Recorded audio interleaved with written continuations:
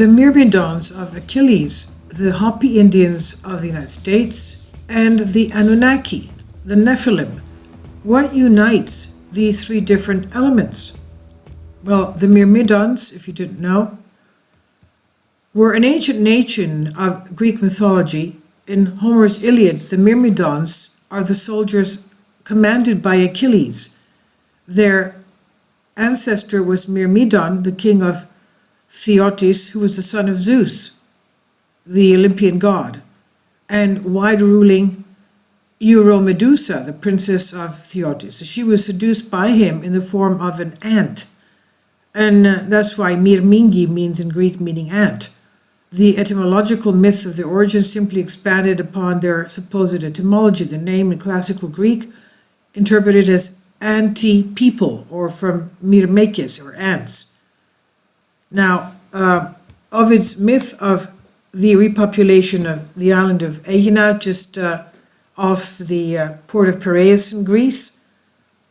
Hera, the queen of the gods, sent a plague to kill all the human inhabitants of the Aegina island, because the island was named for one of the lovers of Zeus, King Aeacus, son of Zeus, and the intended target of Hera, along with his mother, prayed to his father for a means to repopulate the island, and as the ants of the island were unaffected by the sickness, Zeus responded by transforming them into a race of people, the Myrmidons, and they were fierce, hardy as ants, and intensely loyal to their leader.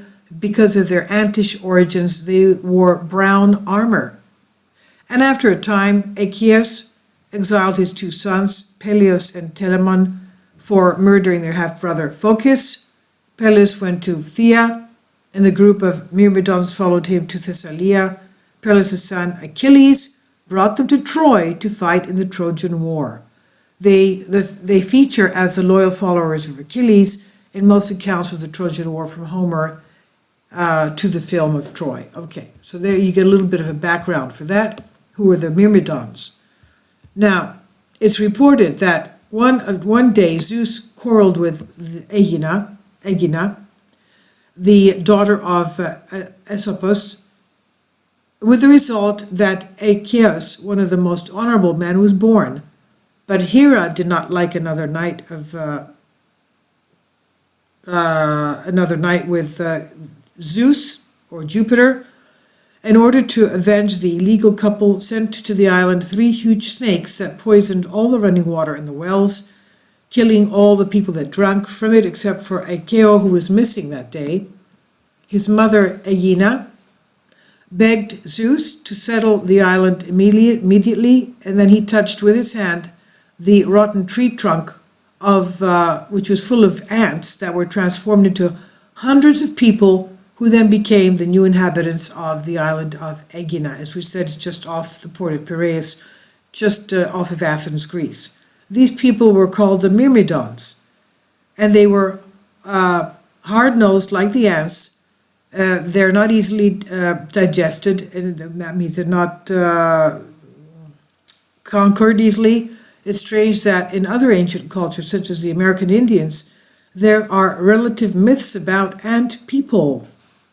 The Myrmidons became loyal followers, companions, and warriors, accompanying Achilles throughout the Trojan War, and some of them, together with Aeacus, left Aegina Island to settle in the fertile area of Theotida, Theas, where they established the famous mythic kingdom.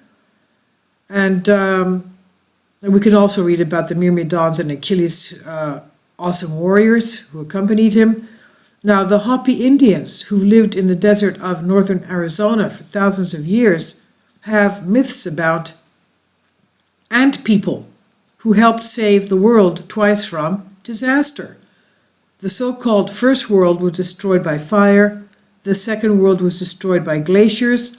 The virtuous members of the Hopi tribe were guided by a curious cloud during the day and a moving star at night in the sky god named Sotuk Nang, who eventually escorted them to underground caves where they found refuge and food. In the Hopi language, the ants are called Anu Sinom. So it's interesting to note that the god of heaven in Babylon was called Anu, Hopi's word for ant is also Anu, and Anunnaki means friends. Thus, the Anunnaki in the Hopi language means ant friends, the friendly ant people, and perhaps directly related to the Sumerian gods Anunnaki, who are said to have come to earth from heaven. They've come to earth from heaven. There's another old association in the 18th dynasty of Pharaoh. Pharaoh Akhenaten, who reigned from 1351 to 1334 BC, is shown in illustrations with an elongated skull, as we know the elongated skull people, like the shape of an ant's head. His almond eyes and neck are like the ants, like many other places above him, reminiscent of ants, such as the so-called West African ant. But this may be something unrelated at all whatsoever to the ant people. So we focus on Achilles' ants and the Hopi ant people and the Anunnaki as friends of ants, as is described from the Hopi language. Now, could all of these be coincidences without any relation to each other? But anyway, what do you think about this? Could there be something that unites these three seemingly different elements? The ants turned into people from the ancient Greek mythology that helped Achilles, the ant people that helped the Hopi Indians, and perhaps, even the reptilian race. Who knows? Tell me what you think. Thank you. I've translated this from a Greek article. Thank you.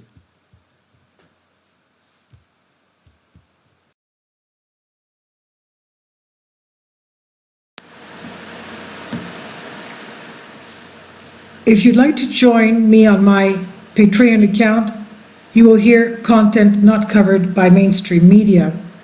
These riveting stories will be based on my research, and I will state my opinions and give my personal insight on diverse and controversial subjects and world events not covered by mainstream media, and not supported by YouTube guidelines. So whatever I have on my Patreon, most of those will not be on my YouTube channel. Please consider becoming a member today. More of the most significant and important videos will be on my Patreon channel. Your support helps me to continue my research and keeps this YouTube channel alive.